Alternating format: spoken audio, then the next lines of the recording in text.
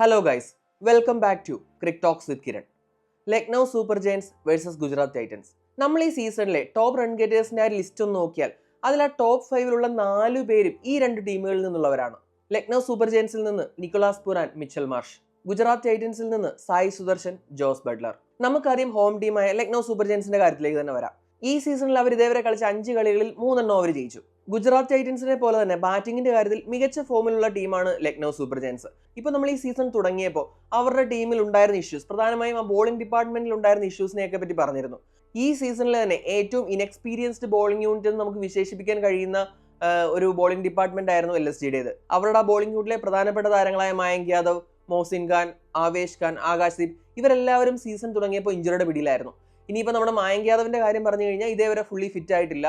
അതുകൊണ്ട് തന്നെ ഇപ്പോൾ ഓൾറെഡി ലക്നൗ 5 മാച്ച് കളിച്ചു കഴിഞ്ഞു. എന്നിട്ടും മയങ്ക് യാദവ് വരെ നമ്മുടെ ടീമിൽ ജോയിൻ ചെയ്തിട്ടില്ല.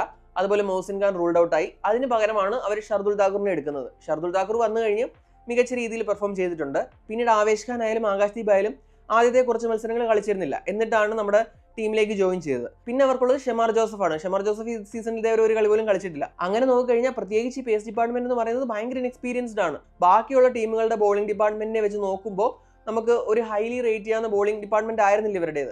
പക്ഷേ പെർഫോമൻസ് വന്നപ്പോൾ ഇവർ ബാക്കിയുള്ള പല ടീമുകളെക്കാളും മികച്ച രീതിയിൽ പെർഫോം ചെയ്യുന്നുണ്ട്. എന്ന് വെച്ചാൽ ബെസ്റ്റ് ബോളിംഗ് ടീം ആണെന്നല്ല LSGയുടേത്. ഇപ്പം നമ്മൾ അവരിൽ നിന്ന് പ്രതീക്ഷിക്കുന്ന ഒരു പെർഫോമൻസ് ഉണ്ടല്ലോ, അതിനേക്കാൾ കുറച്ചുകൂടി മുകളിൽ അവർക്ക് ഡെലിവർ ചെയ്യാൻ സാധിക്കുന്നുണ്ട്. പക്ഷേ ഇവരുടെ വിജയങ്ങൾ മെയിൻലി വരുന്നത് ആ ഒരു ബാറ്റിംഗ് പെർഫോമൻസ് നിന്നാണ്. അത് നമ്മൾ ആ റിവ്യൂ വീഡിയോ തന്നെ പറഞ്ഞിരുന്നു. ഇവർക്ക് നല്ല എക്സലന്റ് ബാറ്റിംഗ് ലൈനപ്പ് ഉണ്ട്. LSGയുടെ ബാറ്റിംഗിലേക്ക് വരുമ്പോൾ ഇവർക്ക് നമ്മുടെ സീസൺ തുടങ്ങുന്നതിന് മുമ്പ് ഒരു ഡെസിഗ്നേറ്റഡ് ഓപ്പണിംഗ് പെയർ ഇല്ലായിരുന്നു. അതായത് പ്യുവർ ഓപ്പണേഴ്സ് നമുക്ക് വിളിക്കാൻ പറ്റുന്ന പ്ലേയേഴ്സ് ഇവർക്ക് ഇല്ലായിരുന്നു. അങ്ങനെ വന്നപ്പോഴാണ് മിച്ചൽ മാർഷും എയ്ഡൻ മാർക്കറും കൂടെ ഓപ്പൺ ചെയ്തത്. അവർ മികച്ച രീതിയിലാണ് കളിക്കുന്നത്. ഇപ്പോൾ എയ്ഡൻ മാർക്കറും ആണെങ്കിൽ അതിന് മുമ്പ് നടന്ന SA T20 അതിന് മുൻപ് നടന്ന ടൂർണമെന്റുകളിലായാലും വലിയ ഫോമിലായിരുന്നില്ല. പക്ഷേ ഈ സീസണിലേക്ക് വന്നു കഴിഞ്ഞപ്പോൾ നല്ല ഫോമിലാണ് എയ്ഡൻ മാർക്കറും കളിക്കുന്നത്. മിച്ചൽ മാർഷിന്റെ കാര്യം പിന്നെ പറയണ്ട, 5 കളി കളിച്ചു, അതിൽ 4 ഹാഫ് സെഞ്ചുറി അടിച്ചു.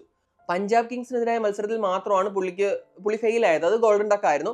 ബാക്കിയുള്ള 4 മത്സരങ്ങളിലും എക്സലന്റ് ആയിട്ടാണ് കളിച്ചത്. ഇനി നമ്മുടെ മിച്ചൽ മാർഷ് ഗോൾഡൻ ഡക്കായ മത്സരത്തിൽ എയ്ഡൻ മാർക്ക് നന്നായിട്ട് കളിച്ചു. ഇനിയിപ്പോൾ കഴിഞ്ഞ കളിയായാലും ഇപ്പോൾ കൊൽക്കത്തയ്ക്കെതിരെ നടന്ന മത്സരം ഒരു റൺ ഫസ്റ്റ് ആയിരുന്നു. തുടക്കം മിച്ചൽ മാർഷ് കുറച്ച് സ്ട്രഗിൾ ചെയ്തു. അതായത് ഒരു 100 സ്ട്രൈക്ക് റേറ്റിൽ റണ്ണേ ബോൾ രീതിയിലാണ് മിച്ചൽ മാർഷ് കളിച്ചത്.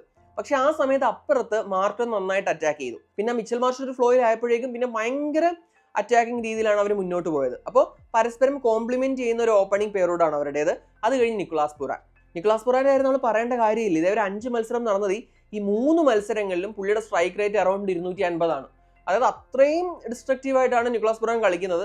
അത് കഴിഞ്ഞ് പിന്നെ ഒരു മത്സരത്തിൽ മാത്രം ഏകദേശം 150 സ്ട്രൈക്ക് റേറ്റ് വന്നു. അപ്പോൾ വളരെ മികച്ച രീതിയിലാണ്. ഇപ്പം മിഡിൽ ഓവേഴ്സിലായാലും സ്പിന്നേഴ്സിനെതിരെയൊക്കെ ഒരു ഡിസ്ട്രക്റ്റീവ് ബെസ്റ്റ് എന്ന് പറയാൻ പറ്റുന്ന ഫോമിലാണ് നമ്മുടെ നിക്കോളാസ് പുറാൻ കളിക്കുന്നത്. അപ്പോൾ ഈ ഒരു ടോപ്പ് 3 ആണ് ഇവരുടെ കാര്യത്തിൽ ബാറ്റിങ്ങിൽ ഏറ്റവും കൂടുതൽ ഇവർക്ക് വേണ്ടി കോൺട്രിബ്യൂട്ട് ചെയ്യുന്നത്. ഇനി മിഡിൽ ഓർഡറിലേക്ക് വന്നു കഴിഞ്ഞാൽ ഡേവിഡ് മില്ലർ ആയാലും ആയുഷ് ബദോണി ആയാലും പിന്നെ ചില മത്സരങ്ങൾ കളിച്ച അബ്ദുൽ സമദ് ആയാലും അവരുടേതായ രീതിയിൽ കോൺട്രിബ്യൂഷൻ നൽകുന്നുണ്ട്. ഇവിടെ ഫ്ലോപ്പ് എന്ന് പറയാൻ കഴിയുന്നത് ക്യാപ്റ്റൻ കൂടിയ ഋഷഭ് പന്തിനെ മാത്രമാണ്. 27 കോടി കൊടുത്ത് ടീമിലേക്ക് എത്തിച്ച പ്ലെയർ ആണ് ഋഷഭ് പന്ത്. കഴിഞ്ഞ മത്സരത്തിൽ ബാറ്റ് ചെയ്തില്ല. അതിനു മുമ്പുള്ള മത്സരങ്ങളിൽ നിന്നും കാര്യമായിട്ട് ചെയ്യാൻ കഴിഞ്ഞിട്ടില്ല.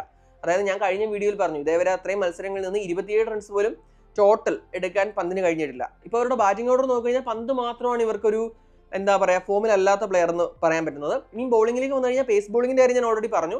പിന്നെ സ്പിൻ ബോളിംഗിൽ ഇവർക്ക് ദിഗ്വേഷ് ഷെത്തി. ഈ സീസണിലെ നല്ലൊരു ഫൈൻഡാണ് ദിഗ്വേഷ് ഷെത്തി. അപ്പോൾ നല്ല ബ്രേവ് ആയിട്ടാണ് ദിഗ്വേഷ് ബോൾ ചെയ്യുന്നത്. ഇപ്പോൾ കഴിഞ്ഞ മത്സരം തന്നെ നോക്കിയാൽ, അതായത് കൊൽക്കത്ത LSG മത്സരത്തിൽ 472 റൺസ് ടോട്ടൽ പിറന്നു. അതായത് ഓൾമോസ്റ്റ് ഒരു 12 റൺ റേറ്റിൽ റൺസ് പിറന്ന മത്സരത്തിൽ ദിഗ്വേഷ് ഒരു 8.25 ഇക്കോണമി റേറ്റിലാണ് ബോൾ ചെയ്തത്. അപ്പോൾ അത്രയും മികച്ച രീതിയിൽ വളരെ ബ്രേവ് ആയിട്ട് യാതൊരു ഭയവും ഇല്ലാതെ ബോൾ ചെയ്യുന്ന ഒരു ബോളറാണ് ദിഗ്വേഷ് ഷെത്തി. അപ്പോൾ ദിഗ്വേഷിന്റെ ഈ ഒരു ഫോം കാരണമാണ് അവരുടെ പ്രീമിയം സ്പിന്നറായ രവി ബിഷ്ണോയുടെ ഒരു ഫോം ഔട്ട് ഇവരെ ബാധിക്കാത്തത്. ബിഷ്ണോയി അവരുടെ പ്രീമിയം സ്പിന്നറാണ്, പക്ഷെ നന്നായിട്ട് റണ്ണ് വിട്ടുകൊടുക്കുന്നുണ്ട്. മിഡിൽ ഓവേഴ്സിലൊക്കെ ഒരു 10+ ആണ് ബിഷ്ണോയുടെ ഇക്കോണമി റേറ്റ്. പക്ഷേ ദിഗ്വേഷ് ഇവിടെ ഒരു ഫോമിലായതുകൊണ്ടാണ് ഇത് അവരെ ബാധിക്കാതെ പോകുന്നത്. ഇപ്പോൾ നമ്മൾ ഒന്ന് മൊത്തത്തിൽ നോക്കുകയാണെങ്കിൽ ഋഷഭ് പന്തിന്റെ ഫോം, അതുപോലെ രവി ബിഷ്ണോയുടെ ഫോം, അങ്ങനെ കുറച്ച് കാര്യങ്ങൾ ഒഴിച്ചു നിർത്തിയാൽ വളരെ മികച്ചൊരു സീസണാണ് LSGയുടേത്. ഇപ്പോൾ 5-ൽ 3 മത്സരങ്ങളാണ് ജയിച്ചിട്ടുള്ളത്. തീർച്ചയായിട്ടും ഒരു ടോപ്പ് 4 പുഷിന് ഒരു നല്ല ഹൈ ചാൻസസ് ഉള്ള ടീമാണ്. ഇന്നിപ്പം ഈ മത്സരം ജയിച്ചാൽ തന്നെ ഒരു ടോപ്പ് 4 എത്താൻ ഇവർക്ക് സാധിക്കും. അപ്പോൾ ഇവരെ സംബന്ധിച്ച് അങ്ങനെ വലുതായിട്ട് ആശങ്കപ്പെടാനുള്ള കാര്യങ്ങളൊന്നുമില്ല. ഇനി നമുക്ക് ഗുജറാത്ത് ടൈറ്റൻസിന്റെ കാര്യത്തിലേക്ക് പോകാം. വളരെ മികച്ച രീതിയിൽ ഹൈ ഫ്ലൈയിങ് ആയിട്ട് കുതിക്കുന്ന ഒരു ടീമാണ്. ഇത് ആദ്യത്തെ മത്സരത്തിൽ പഞ്ചാബ് കിങ്സിനോട് 11 റൺസിന് പരാജയപ്പെട്ടു. എന്നിട്ട് ഇങ്ങോട്ട് തുടർച്ചയായ 4 വിജയങ്ങൾ. ഇപ്പോൾ നമ്മൾ LSGയുടെ കാര്യം പറഞ്ഞു ഈ ടോപ്പ് 3 എന്ന് വെച്ചാൽ ഹൈലി എക്സ്പ്ലോസീവ് ടോപ്പ് 3 ആണെന്നൊക്കെ പറഞ്ഞു. ഇപ്പോൾ നമ്മൾ GTയുടെ കാര്യം പറഞ്ഞാൽ അവരും ഒരു ടോപ്പ് ഹെവി ബാറ്റിംഗ് ലൈനപ്പാണ്. പക്ഷെ ഇവിടെ ചെറിയൊരു വ്യത്യാസമുണ്ട്. ഇവരെന്ന് പറഞ്ഞു കഴിഞ്ഞാൽ കുറച്ചുകൂടി ഒരു ഓൾഡ് സ്കൂൾ ടെംപ്ലേറ്റിൽ കളിക്കുന്ന ടീമാണ്. ഇത് ഞാൻ എൻ്റെ പല വീഡിയോസിലും പറഞ്ഞിട്ടുണ്ട്. ഇവരുടെ ആ ഒരു രീതി എന്ന് പറഞ്ഞാൽ ഇപ്പോൾ ആദ്യത്തെ ഒരു 10, 13, 14 ഓവറുകൾ അധികം വിക്കറ്റ് കളയാതെ ഒരു 8.5, 9 റൺ റേറ്റിൽ സ്കോർ ചെയ്തിട്ട് അവസാനം ഒരു 5-6 ഓവർ മാക്സിമൈസ് ചെയ്യുക എന്നുള്ളതാണ് ഇവരുടെ ആ ഒരു പ്ലാൻ എന്ന് പറയുന്നത്. അതിന് കാരണമുണ്ട്. ഇവരുടെ ടോപ്പ് നോക്കിക്കഴിഞ്ഞാൽ സായി സുദർശൻ, ശുഭ്മാൻ ഗിൽ, ജോസ് ബട്ട്ലർ. പക്ഷെ മിഡിൽ ഓർഡർ നോക്കിക്കഴിഞ്ഞാൽ അത് വെച്ച് നോക്കിക്കഴിഞ്ഞാൽ കുറച്ച് വീക്കാണ്. അപ്പം ഇവരുടെ റൺസിന്റെ ഒരു 70% ഫ്ലോ ചെയ്യുന്നത് ഈ 3 പേരുടെ ബാറ്റിൽ നിന്നാണ്. ഇപ്പൊ നമ്മൾ ഇവരുടെ മാച്ചസ് ഓരോന്നായിട്ട് എടുത്ത ഒരു ഇൻട്രസ്റ്റിംഗ് ആയിട്ടുള്ള കാര്യം കാണാൻ സാധിക്കുന്നത്, ഇപ്പൊ ഈ 5 മത്സരങ്ങൾ നടന്നിട്ടുണ്ട്. ആ 5 മത്സരങ്ങളിലും ഒന്നെങ്കിൽ ഗില്ല്, അല്ലെങ്കിൽ സുദർശൻ, അല്ലെങ്കിൽ ബട്ട്ലർ, ഇവരിൽ ഒരാൾ 50 അടിച്ചിട്ടുണ്ട്.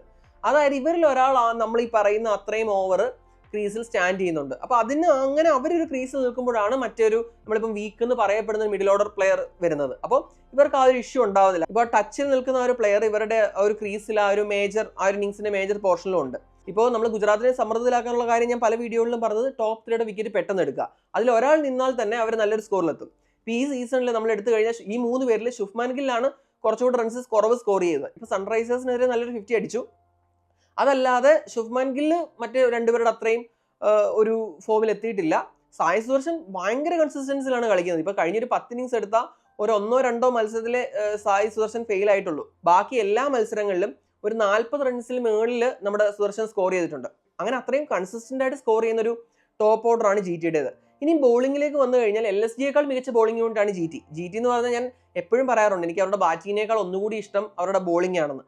ഇപ്പോൾ ഇതേവരെ അവരുടെ ബോളിംഗിൽ ഏറ്റവും കൂടുതൽ അടി കൊണ്ടിരുന്നത് അവരുടെ ഏറ്റവും മികച്ച ബോളർ എന്ന് നമുക്ക് വിശേഷിപ്പിക്കാവുന്ന റഷീദ് ഖാനാണ്.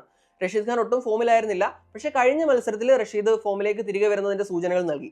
ഇത് GTയെ കൂടുതൽ അപകടകരങ്ങളാകും. കാരണം അവരുടെ ബാക്കിയുള്ള ബോളേഴ്സ് എല്ലാം നല്ല രീതിയിൽ ബോൾ ചെയ്യുമ്പോൾ റഷീദ് ഖാൻ തന്റെ ആ ഒരു കാലിബർ, ആ ഒരു പൊട്ടൻഷ്യലിലേക്ക് തിരികെ വന്നു കഴിഞ്ഞാൽ കുറച്ചുകൂടി ആ ടീം ഡേഞ്ചറസ് ആവുമെന്നതിൽ യാതൊരു തർക്കവുമില്ല. ബാക്കി ബോളേഴ്സിന് നോക്കി കഴിഞ്ഞാൽ സായി കിഷോർ, റഷീദ് ഖാന്റെ ആ ഒരു ഫോം ഔട്ട് ഇവരെ ബാധിക്കാതിരുന്നതിനുള്ള കാരണം സായി കിഷോറിന്റെ എക്സലന്റ് പെർഫോമൻസ് ആണ്. മികച്ച രീതിയിലാണ് ബോൾ ചെയ്യുന്നത്, ഇക്കണോമിക്കലാണ്, വിക്കറ്റ് എടുക്കുന്നുണ്ട്. അതുപോലെ തന്നെ സിറാജ് നമുക്ക് ആ ചിന്നസ്വാമിയിലായാലും ഹൈദരാബാദിനെതിരെയുള്ള മത്സരത്തിലായാലും എല്ലാം വളരെ ഒരു ബ്രീത്തിങ് ഫയർ എന്ന് നമുക്ക് വിശേഷിപ്പിക്കാൻ കഴിയുന്ന പ്രകടനമാണ്. ഇപ്പൊ ഇക്കണോമി വൈസ് നോക്കിയാലും വിക്കറ്റ് വൈസ് നോക്കിയാലും 2 മത്സരങ്ങളിൽ തുടർച്ചയായിട്ട് മാൻ ഓഫ് ദ മാച്ചുമായി.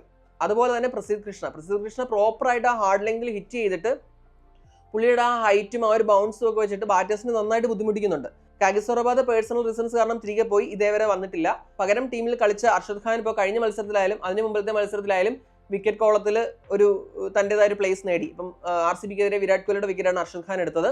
അപ്പം അങ്ങനെ നോക്കിക്കഴിഞ്ഞാൽ ഒരു വെൽ റൗണ്ടഡ് ബോളിംഗ് അറ്റാക്ക് ആണ്. നമ്മൾ പല മത്സരങ്ങളിലും വിശേഷിപ്പിക്കുന്ന പോലെ ഒരു വെൽ ഓയിൽഡ് മെഷീൻ പോലെ പ്രവർത്തിക്കുന്ന ഒരു ടീമാണ് GTയുടേത്. ഇനി പിച്ചിന്റെ കാര്യത്തിലേക്ക് നോക്കിക്കഴിഞ്ഞാൽ ഏകനാഥ് സ്റ്റേഡിയമാണ്. ബാക്കിയുള്ള സ്റ്റേഡിയങ്ങൾ കമ്പയർ ചെയ്യുമ്പോൾ കുറച്ച് റൺസ് കുറവ് വരുന്ന ഒരു സ്റ്റേഡിയമാണിത്. ആദ്യത്തെ മത്സരത്തിൽ ഒരു റെഡ് സോയിൽ പിച്ച് ആയിരുന്നു. അത് അവരുടെ സ്ട്രെങ്തിനെ സ്യൂട്ട് ചെയ്യുന്നില്ലെന്ന് സഹീർ ഖാനും ഋഷഭ് പന്തും പറഞ്ഞതോടെ പിന്നെ ഒരു ബ്ലാക്ക് സോയിൽ പിച്ചായി. ആ മത്സരത്തിൽ അവർ ജയിച്ചു. ഇപ്പോൾ അവർ സഹീർ ഖാൻ ആയാലും ഋഷഭ് പന്ത് ആയാലും ആ ഒരു പ്രോബ്ലം റേസ് ചെയ്തെന്ന് പറഞ്ഞു കഴിഞ്ഞാൽ അവരുടെ സ്പിന്നേഴ്സിന് വേണ്ട ഒരു പർച്ചേസ് പിച്ചിൽ നിന്ന് കിട്ടുന്നില്ല എന്നാണ്. പക്ഷേ ബ്ലാക്ക് സോയിൽ പിച്ച് ആയപ്പോൾ അവർ ജയിച്ചു. എങ്കിലും സ്പിന്നേഴ്സിന് ഒരു വലിയ രീതിയിലുള്ള വിക്കറ്റ് നേട്ടം ഉണ്ടായിട്ടില്ല. ഇവിടെ ഏറ്റവും കൂടുതൽ വിക്കറ്റ് ഈ സീസണിൽ ഇതേവരെ എടുത്തത് പേസേഴ്സ് തന്നെയാണ്. ഇന്നും ചിലപ്പോൾ അവരുടെ ആ ആവശ്യപ്രകാരം ചിലപ്പോൾ ബ്ലാക്ക് സോയിൽ പിച്ച് തന്നെ ആയിരിക്കും ഉണ്ടാവുക. പിന്നെ കാലാവസ്ഥയുടെ കാര്യം പറയുകയാണെങ്കിൽ മഴയ്ക്ക് സാധ്യതയുണ്ട്. എന്നാൽ അതൊരു മാച്ചിനെ ത്രെറ്റൻ ചെയ്യുന്ന രീതിയിൽ, മത്സരം ഉപേക്ഷിക്കപ്പെടുന്ന രീതിയിലേക്ക് വരാൻ സാധ്യത കാണുന്നില്ല. ഇനി പ്രഡിക്റ്റഡ് പ്ലേയിങ് 12ലേക്ക് വന്നു കഴിഞ്ഞാൽ LSGയുടെ കാര്യത്തിൽ അങ്ങനെ ചേഞ്ചസ് വരാൻ സാധ്യതയില്ല. കഴിഞ്ഞ മത്സരം അവർ വിജയിച്ച് നിൽക്കുന്ന ടീമാണ്. ഇനി നമ്മുടെ GTയുടെ ടോപ്പ് ഓർഡറിനെതിരെ ചലഞ്ച് ചെയ്യാനായിട്ട് ഒരു സ്പിന്നറിനെയും കൂടെ എക്സ്ട്രാ വേണം തോന്നിയാൽ അവർക്ക് മണിമാരൻ സിദ്ധാർത്ഥിനെ ആഡ് ചെയ്യാം. പക്ഷേ ചാൻസ് കുറവാണ് ആ ഒരു ചേഞ്ച് വരുത്താൻ. ഇനി ഒരു ചേഞ്ച് ഉണ്ടെങ്കിലും അങ്ങനെ ഒരു മണിമാരൻ സിദ്ധാർത്ഥിനെ അവർക്ക് ആഡ് ചെയ്യാനുള്ള ഓപ്ഷൻ ഉണ്ട്. GTയുടെ കാര്യം പറഞ്ഞു കഴിഞ്ഞാൽ ഇപ്പൊ കഴിഞ്ഞ മത്സരത്തിൽ, അതായത് സൺറൈസേഴ്സിനെതിരെ മികച്ച പ്രകടനം കാഴ്ചവെച്ച വാഷിംഗ്ടൺ സുന്ദർ കഴിഞ്ഞ മത്സരത്തിൽ ടീമിലുണ്ടായിരുന്നില്ല. പകരം അവർ 4 ക്വിക്സ് ആയിട്ടാണ് അവർ ഇറങ്ങിയത്. അതായത് അർഷദ് ഖാന്റെ കൂടെ കുൽവന്ത് കെജ്രോളിയും കഴിഞ്ഞ മത്സരത്തിൽ കളിച്ചു. ഇപ്പൊ ഈ മത്സരത്തിലേക്ക് വന്നു കഴിഞ്ഞാൽ കുറച്ചുകൂടെ സ്പിന്നെ ഏഡ് ചെയ്യുന്ന പിച്ച് ആണെങ്കിൽ നമുക്ക് അതിന് പകരം വാഷിംഗ്ടൺ സുന്ദറിനെ ആഡ് ചെയ്യാം. കുൽവന്ത് കെജ്രോളിക്ക് പകരം വാഷിംഗ്ടൺ സുന്ദറിനെ ആഡ് ചെയ്യാനുള്ള ഒരു ഓപ്ഷൻ ഉണ്ട്. അപ്പോൾ സ്പിന്നെ ഏഡ് ചെയ്യുന്ന പിച്ച് ആണെങ്കിൽ തീർച്ചയായിട്ടും അങ്ങനെ ഒരു ചേഞ്ച് GTയുടെ ഭാഗത്ത് നിന്ന് പ്രതീക്ഷിക്കാം. അല്ലാതെ വലിയ ചേഞ്ചസിന് അവരുടെ ടീമിൽ നിന്ന് സാധ്യത കാണുന്നില്ല. ഇനി players to watch out for. ഇത് ഇന്നത്തെ മത്സരത്തിൽ players to watch out for ആയിട്ട് ഞാൻ പറയുന്നത് 2 സ്പിന്നേഴ്സ് ആണ്. GTയുടെ നിരയിൽ നിന്ന് റഷീദ് ഖാൻ. ഇപ്പോൾ റഷീദ് ഖാൻ ആദ്യ മത്സരങ്ങളിലെല്ലാം നല്ല രീതിയിൽ ബോൾ ചെയ്യാൻ കഴിഞ്ഞില്ല. കഴിഞ്ഞ മത്സരത്തിലേക്കാണ് ഫോമിലേക്ക് വരുന്നതിന്റെ ഒരു സൂചനകൾ നൽകിയത്. അപ്പോൾ ഇന്ന് ആ ഒരു ഫോം റെപ്ലിക്കേറ്റ് ചെയ്യാൻ പറ്റുമോ, അതായത് കഴിഞ്ഞ മത്സരത്തിലേക്കാൾ കുറച്ചുകൂടി മുന്നോട്ട് പോകാൻ കഴിയുമോ എന്നുള്ളത് ഞാൻ ഉറ്റുനോക്കുന്ന ഒരു കാര്യമാണ്. പിന്നെ LSGയുടെ നിരയിൽ നിന്നും ദിഗ്വേഷ് രഥി. ഇപ്പോൾ ദിഗ്വേഷ് രഥി തന്റെ ബോളിങ്ങിന്റെ കാര്യം പറഞ്ഞാലും ഇപ്പം ബോൾ ചെയ്തതിനു ശേഷം തൻ്റെ ഒരു സെലിബ്രേഷൻ്റെ കാര്യം പറഞ്ഞു കഴിഞ്ഞാലും നല്ല ഇംപ്രസീവ് ആയിട്ടുള്ളൊരു പ്ലെയർ ആണ്. അപ്പോൾ ദിഗ്വേഷ് ഷെട്ടിയുടെ പെർഫോമൻസ് ഞാൻ ഇട്ട് നോക്കുന്നുണ്ട്. കാരണം ഞാൻ നേരത്തെ ഈ വീഡിയോയിൽ തന്നെ സൂചിപ്പിച്ചു കഴിഞ്ഞ മത്സരത്തിലൊക്കെ ദിഗ്വേഷിൻ്റെ ആ ഒരു പെർഫോമൻസ്. അപ്പോൾ അതും ഞാൻ കാത്തിരിക്കുന്ന ഒരു പെർഫോമൻസ് ആണ്. എന്താണ് നിങ്ങൾക്ക് തോന്നുന്നത്? ഇന്ന് ആരായിരിക്കും വിജയിക്കുക? ലക്നൗ സൂപ്പർ ജയൻസ് ആയിരിക്കുമോ? അതോ തുടർച്ചയായ 5ാം വിജയം നേടാൻ ഗുജറാത്ത് ടൈറ്റൻസിന് കഴിയുമോ? നിങ്ങളുടെ അഭിപ്രായം കമന്റ് ചെയ്യുക. അടുത്തൊരു വീഡിയോയുമായി ഉടൻ തന്നെ കാണാം. Thanks for watching crick talks with Kiran.